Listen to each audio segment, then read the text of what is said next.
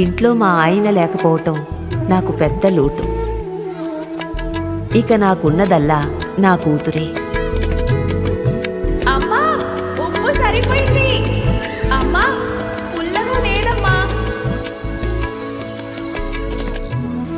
తన పెళ్లిని గౌరవప్రదంగా చేయగలిగాను. ఒక మంచి కుటుంబానికి కోడలిగా పంపగలిగాను.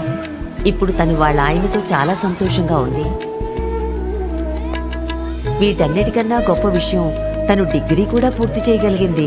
అది కూడా జగనన్న చలవే. చదువులను ప్రోత్సహిస్తూనే పేద తల్లిదండ్రులు తమ పిల్లల పెళ్లిని గౌరవప్రదంగా జరిపించే బాధ్యతను జగనన్న తీసుకున్నారు.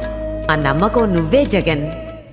నమ్మకం నువ్వే జగన్, నమ్మకం